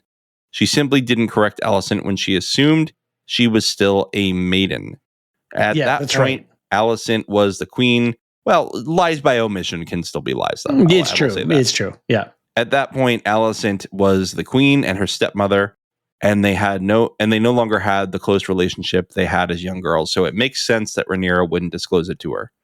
Based on that, quote, betrayal, Alicent embarked on a decades-long vendetta against Rhaenyra and her children, and even recruited Criston as her co-conspirator. Mm-hmm. On another note, I'm not sure how Criston was able to remain in the Queensguard after having murdered Laenor's squire in front of all the lords and ladies in the realm. The show skipped over that part, so if you have any information, I would love to hear it. Bottom line, I'll just say, it just seems like Alicent shielded him, right? Yeah, it just seems like Alicent took her, that's my guard, leave him alone. Yep, I agree. She's like, Viserys, if you wish to keep calling me at the hour of the wolf, Criston Cole stays with me. Bottom line, Alicent raised her children to hate their sister and nephews, told them repeatedly that Rhaenyra would kill them if she ascended to the throne, and called Rhaenyra's children bastards at every opportunity. Aemond even lost his eye because of it. It's no wonder that her sons are less than stellar individuals, given the way they were raised. Yeah, I want to add something there. Don't we recall that Rhaenyra literally offered a marriage alliance that would have allowed Helaena to be queen to Jace? Mm-hmm. Helaena would have been happier. Jace would have been happier. And the war would have been totally sidestepped if Alicent could like put down her pride for a minute. Yep. They would have sealed that breach, as we say. Yep. King V's deathbed uttering was a convenient excuse, as she planned to put Aegon on the throne long before that happened. Agreed. She knew Aegon was unfit to rule and did nothing to in any way prepare him for it. She and Otto assumed they could control Aegon and they would be the rulers behind the scenes. Yep. If it was only after Aegon and then Aemond refused to go along with those plans that Alicent started to question things. She's only upset now because it blew up in her face, and now she's out in the cold with no power. For someone who professes to have such strong faith, she doesn't think of others unless it benefits her in some way. Nor has she done anything to help anyone, including her family. Though, through Larys, she put a hit out on Lionel and Harwin Strong. All right, let's just be fair. She didn't put the hit out. He put the hit out. And I think that was another manipulation of Larys, right? That was him saying, I'm going to implicate you in my crime so that you feel indebted to me. It is the whole will no one rid me of this troublesome priest kind of thing, you know. But I don't think it was that much. No, I don't think it was that much. Right. And what I was going to follow on with, which is, she said to him, after the fact, that's not what I wanted. And he was like, sorry, sister, if you're going to play the Game of Thrones, right? You know, this is how it goes. So he took her vague, rid me of this meddlesome priest to the degree, but she didn't realize that. She was naive. But she didn't even say rid me of Lionel Strong. She said, get my dad back. She said, I miss my dad. So I think this is a stretch even there. Okay, fair enough. All right. So she was also triggered, and she said along with Missaria and her people, she also triggered Aegon's decision to ride Sunfire into the fight after once again belittling him when he sought her advice and counsel. Well, I do feel a bit bad for Alicent. I think she's a major hypocrite and the cause of most of what's happening in House of the Dragon. Thanks, Susan. I think we're in the middle. It's somewhere in the middle. I think Susan's. Well, I was just going to say this is a good summation of a lot of things, though. There's a lot of. She didn't. We have talked. You and I have talked a number of times. Rhaenyra goes up, gets intimate with their kids, like puts a hand on them, sits with them, talks with them, comforts them, shares her own vulnerabilities and fears. Where Alicent like slaps her kids and tells them that they're irrelevant. Just do what we tell you to do. Yeah. So I think what Susan says has some merit, which is, yes, we can excuse a lot of her childhood behaviors because that's what they were. They were childhood behaviors. She was groomed. She was forced to have kids with a man she didn't love, etc.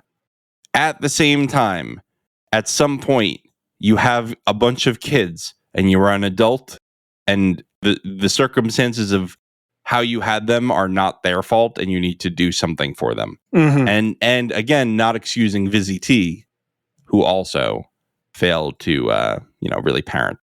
Yeah, agreed. Anybody but Rhaenyra, really.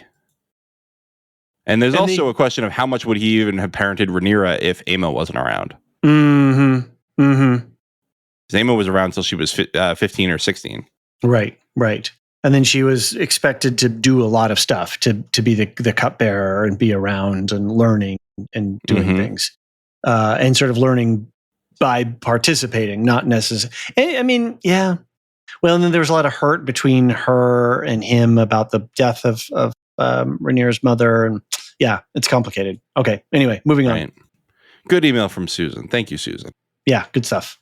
Back to Laris on Team Green. We have Layer Cake saying in a DM to the Hand of the Pod Nancy, Laris has been a little quiet the last few episodes, which means he's probably laying the groundwork to do something in the finale that will make me furious. You can see it in his eyes. I can only hope so. I don't have any indication of what might be happening, but I'm fingers crossed. I'm with you, Layer Cake. Yeah. And on Darren, Lisa /Red Zippy said, I really thought Darren would not appear until season 3, and likely he will not. But all this Darren talk is making me second guess myself. You think we're going to see Darren? Maybe towards the end, seeing the Hightower forces marching up the road kind of thing. Or one episode. They could totally surprise us. And they haven't been time advancing the plot very much. It's not like they've been heading fast forward on a lot of stuff. So that would be really sort of out of character. Yeah. But I don't know. Like at this stage, anything could happen. I really don't know. Seeing the big Hightower army marching up the road with a dragon flying over would be a pretty good cliffhanger-y type of ending, though. Yeah, I think we're not going to see all-around good guy Darren just yet. That's probably what I'm going to call him, because that's what Gwaine was trying to tell Alicent. All-around good guy Darren. Daemon changed one letter, and let me tell you something. The show guide, every time I try to tag Daemon, it tries to tag Darren, and I'm like, why? When have I ever mentioned Darren in this story? Anyway. Daemon, Rocky Zim says on Discord, I think Daemon has wanted to be king and has been selfish and made dumb decisions. And now in Harrenhal, he is in a position somewhat of a king and he's not liking it. And now he's facing all his demons and is lonely. I think this leads him to rejoining Rhaenyra. He hasn't communicated with her and Dragonstone in a while. They have said that throughout. I think he realizes that he needs to be with Rhaenyra to be able to get power. I think it all makes sense, and it is important for the show to see what has led him to be this person. He is a narcissist and is being faced by his mistakes. Yeah, he's isolated. He doesn't have sycophants and lick spittles and others, whatever's around him. Not that he would tolerate much of that anyway, but he is really isolated and alone because everybody is like staying away from him and showing him deference. And so now his mind is able to sort of be with itself because there's nothing outwardly to do. He's waiting for other people to go do something, send a message, come back, negotiate with this person, what have you, da da da da da. And he gets very anxious and like, come on, let's move this along. Okay, all your river lords are here, right? Here's your new oath. Here's your new Lord Paramount. Swear the oath so we can get on with this. Like, he's really impatient for action. And I think this idea of him sitting still for a long time and his mind is starting to fold in on itself, helped by Alice's weird drinks and a bed made out of a were tree, right? Like, I think that all of that. But yeah, I really like this idea that his narcissism, he's finally having to confront his narcissism. Right. Drink your medicine, Grandpa. All right. Abby closes out the subject saying, some folks are saying that there should be a nightmare for Damon with Rhea Royce. I think the reason why there isn't is because Damon doesn't feel any guilt over herself. I think you're right, Abby. Damn, Abby. And meta reason, they couldn't get the actor back. I don't know that. I'm just speculating. No, yeah. All right. Jacaris is next.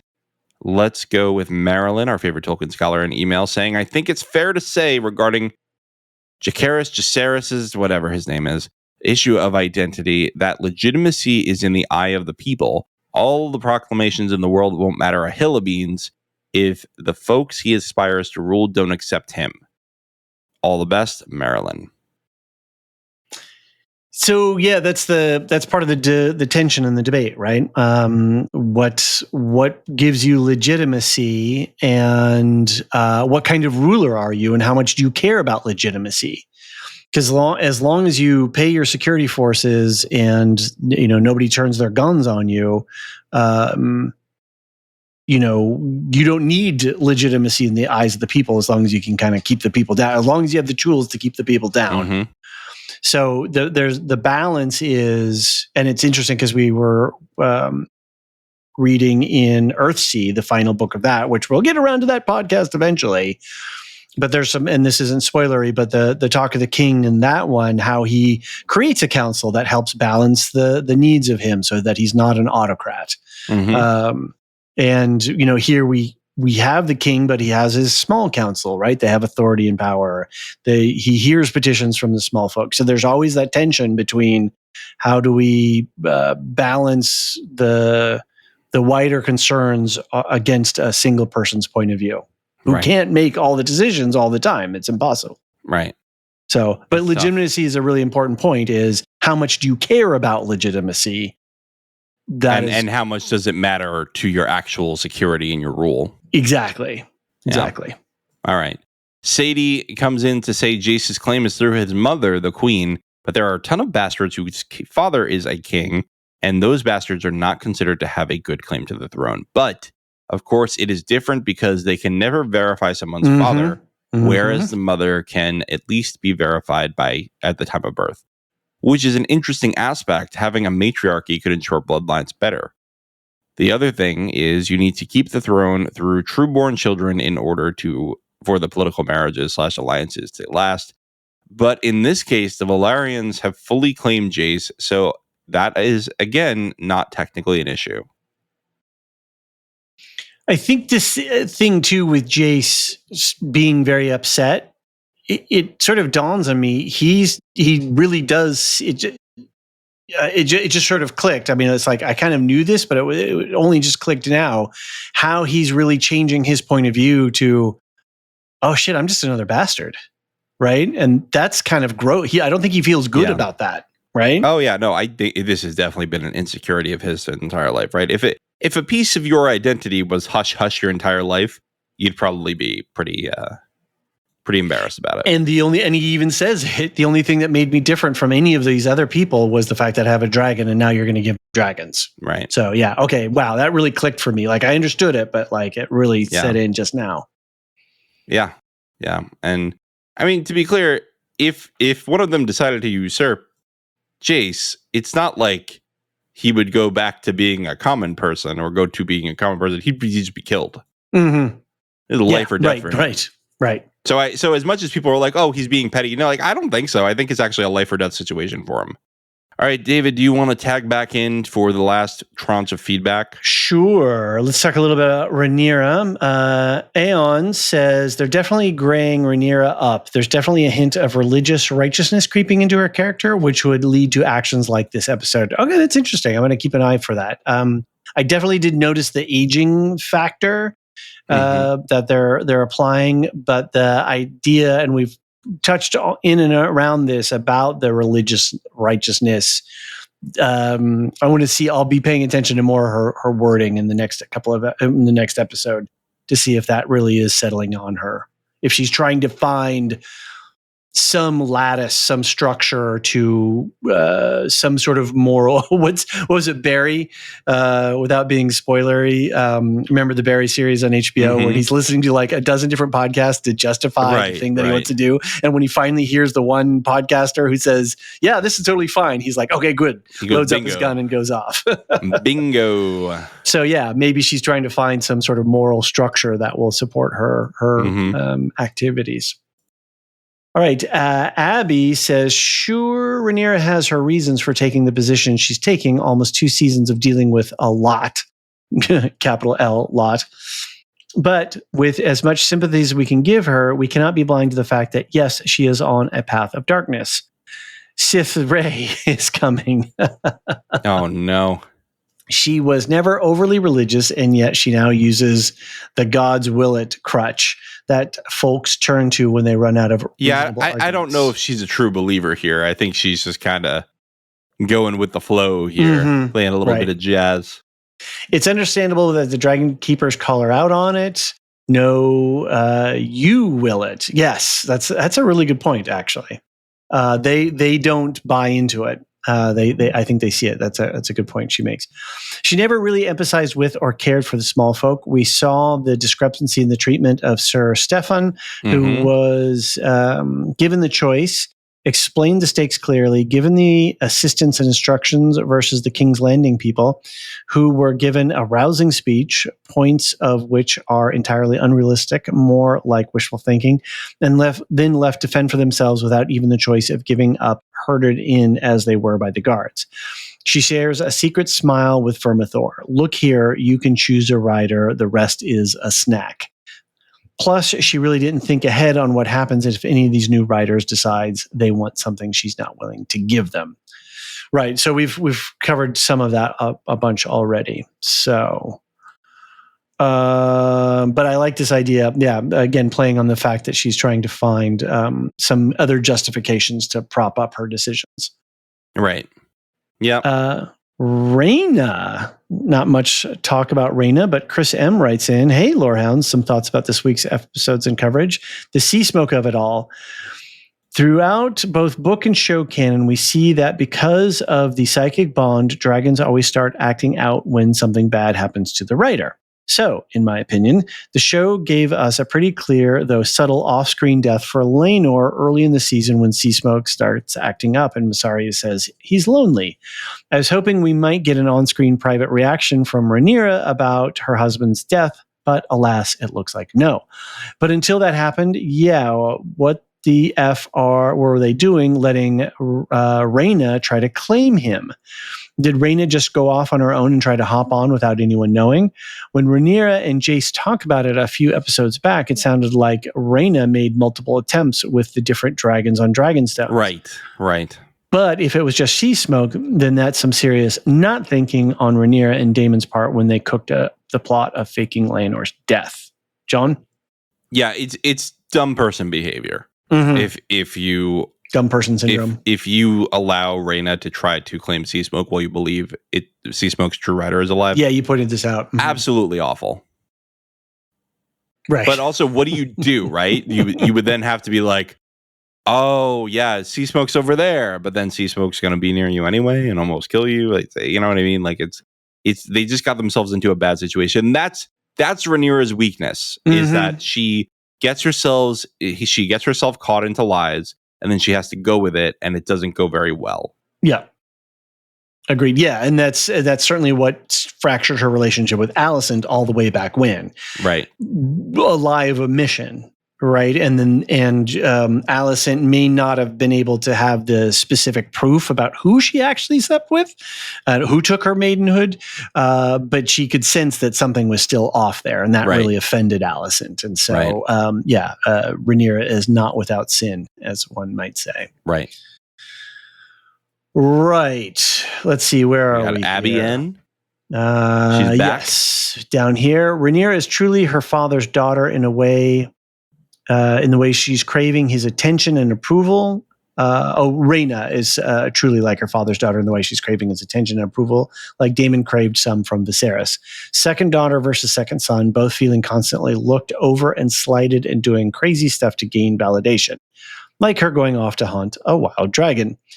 Rhaena, you had one job, but she gaily abandons those tiny children to the gay abandon in pursuit of her hyperfixation. I wonder what will happen to them and if we see anything untowards in the last episode, or will it be left to the next season? That's a good point. John, do you have any theories? Waffle. Okay. I'm going to waffle it. All right. You know? Good. I did point out that seemed like a very small group of escorts to ride off with those people. So yeah, that's what I would, from what the show is showing. I don't actually think there is a waffle thing going on, but I'm going to say it anyway because I'm tired. Okay. Layer cake about Alan. I respect Alan so much. His brother just hopped on a dragon and flew off with the queen. His fabulously wealthy deadbeat dad is showing an interest in offering him prestigious positions and suggesting he tries luck at flying a dragon too. And how does Alan respond? Leave me alone. Just want to sail my boat. He might be the smartest man in the realm. He's going to have... Is that the most interesting man? I was going to say he's going to be selling me Dos Equis. With a sort of suave look across the table. Exactly. Yeah, I like it. Yep. Alice Rivers, Maryland says, hello, Lorehounds. Just another quick note about a woman named Rivers. Lady Jacquetta of Luxembourg, who lived in the 15th century, subscribed to the family legend that their founding ancestor was the water spirit Melusine, a beautiful woman who was a fish or a serpent from the waist down. She was also famous for her magic. Jacquetta married into the English nobility, and her daughter Elizabeth, by her second husband, an English knight, eventually married Edward IV, King of England, during the War of the Roses. Jacquetta became known as, wait for it, Lady Rivers, when her lowly husband was given the title Earl Rivers. She was rumored to have used witchcraft and loved potions to draw Edward to Elizabeth and enchant him into marrying her, a very lowly match for a king. Interesting. Well, to be clear, Marilyn, Rivers is a bastard name in the Song of Ice and Fire universe, and generally, and I think Marilyn will like this piece of the lore too, but generally the bastards of this world are given names based on the climate that they were. So it's regional, but it's based on pretty much the signature climate of the region. You have sand, you have snow, you have storm, you have rivers for the Riverlands. I guess flowers is not quite climate based, but well, yeah, it's environmental. It's an environmental feature. I love the fact that there are so many children born out of wedlock that they have to have a whole name agreed upon continent wide naming convention for exactly. Waters is the name in the Crownlands because I forgot, but yeah, makes sense. All right, closing it all down, dragon naming. Athena says, when do the children name the dragons? I feel like there's a disparity in dragon names, Vermithor and then Silverwing. Yeah, Abby answers it. So. Yes, she does. Yeah. I just got my throat got caught a little bit. In general, some dragons. I was so moved by Athena's. No, I'm kidding. I'm being silly because it's late and we're tired. In general, some dragons are named purportedly with names of Valyrian gods, and those names can't be translated into common tongue. Other dragons are named by their attributes, characteristics and then it's easier to translate. So we have Dreamfire, who is called, I'm not even going to pronounce it, Edrurzy. I think it's like Edrurzy. Right. It's an E with a long accent over the top. And Sunfire, Vesperezi. Maybe. Sea Smoke, Embromi. Let's just keep going. Yeah. She says, I don't know the name of the High Valyrian name for Silver Ring, but she for sure has one. Then there was Melise, who was named after her characteristic of being red, melee, but still used the High Valyrian name. Seems arbitrary. Okay. Oh my God. The Silver Ring's name is Geliotikun. I think that's what it is. So good luck to everyone trying to pronounce that. Well, John, that was an epic amount of feedback. Thank you, everyone, for writing in. Thank you, Nancy, for collating all of that stuff. Definitely love to have the voicemails. It's a lot of fun to hear people's voices. Yeah, I think, was Nancy going around and just like poking people on the Discord? Like, I think maybe, because I just cut like 25% of this as we went through. So did you. Right. So, I'm sorry, Nancy, but... Well, and I meant about the voicemails, like saying, "Hey, just record a voicemail." But I think if you want, because we got a couple of voicemails just direct by email, you could just use your phone voice recorder app and send you us don't have something to that way use too. our proprietary app. In fact, I think it actually sounds better if you use your voice recorder. I think you might be right, and just send the email to hotd@thelorehounds.com. All right, everyone. John, what do we got going on? Too much. Yeah, we have to do that whole thing. Quickly. All right, we have like 8 podcasts out this week on the main feed, so very quickly.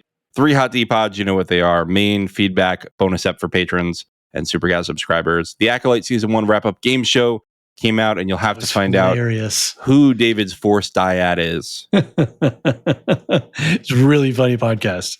Silmarillion Stories with New Beta Do Beta is out. He does all the geography of Middle-earth, of Balerion and its realms, and honestly made that chapter way more enjoyable for me, so I hope everyone likes it. Then Yumi and Marilyn sat down for a good 2 hours and 20 minutes, I think it was, to discuss a 4-minute trailer on the Rings of Power Season 2. That was a great time. And Deadpool and Wolverine, I recorded that with Marilyn and Jean, and they did much longer of a podcast without Alicia me. And Jean. Oh, I said Marilyn? Oh, man. Alicia and Jean. But Marilyn's on the mind. I think she'll be, that's an appreciated slip of the tongue. There you go. That's okay. I was also just talking about Marilyn on Rings of Power. But so Alicia and Jean went on after me to talk comics and more details on the recap. So you'll just hear my hot takes, and then they'll take it over for me. And on the Patreon Supercast stuff, we have the Hot D Hot Take, as I mentioned, plus 11Zs on the Karate Kid, which we recorded this morning. And we're having a busy week. Busy week. It's already out. It is out. Yep. It is out. Thanks for editing it. Pleasure. All right. Rings and Rituals is doing its season 1 rerun. I have put out episode 1. I'm going to put out episode 2 tomorrow. And the Star Wars Canon Timeline podcast next week has Canon Myths of the Old Republic. Then the Will Shift Dust feed has the Silo Season 2 San Diego Comic-Con announcements. And her book club, Alicia's book club, on her own Supercast is the Third Shift breakdown. She's doing that book breakdown. So that's a lot of stuff. And Aaron also DM'd me today, or didn't DM me, messaged me on our production server and said he's going to be back next week with more Radioactive Ramblings, doing a wrap up for the boys. Oh, okay. That's good. Good. All good stuff. Shall we do some thank yous? Yes. Here, I'm going to cue up the music if you want to read them. I'm ready to go. Here we go. Ooh, I feel Purple Rain. I was thinking more maybe Billy Ocean or something like that. Oh. Gnarls, Aaron K, Tiller the Thriller. Maybe I should kick down an octave. Dork of the Ninjas. Duve 71. Captain Gingy 56. Athena Ajalea. Our lore masters, those are our Discord server boosters. Our lore masters are top tier subscribers. Samartian, Michael G, Michelle E, David W, Brian P, SC, Peter OH, Bettina W, Adam S, Nancy M, Duve71, Brian 8063, Frederick H, Sarah L, Garrett C, Eric F, Matthew M, Sarah M, DJ Miwa, Andra B, Kwong Yu, Deadeye Jedi Bob, Nathan T, Alex V, Aaron T, Sub-Zero, Aaron K, Dally V, Mothership 61, Gnarls, Kathy W, Stuart B, Jeffrey B, Alicia U, and Adrian. Thank you all so very much for being subscribers. Couldn't do it without you. Thank you to everyone who listens. We appreciate you all, no matter how you engage. We just want you to be here. That's all. Join us on the Discord. We have a lot of great fun, great community. And John, we will see you on the next podcast for closing out Season 2 of House of the Dragon. I will see you there. The Lorehounds podcast is produced and published by the Lorehounds. You can send questions and feedback and voicemails at thelorehounds.com/contact. Get early and ad-free access to all Lorehounds podcasts at patreon.com/thelorehounds. Any opinions stated are ours personally and do not reflect the opinion of or belong to any employers or other entities. Thanks for listening.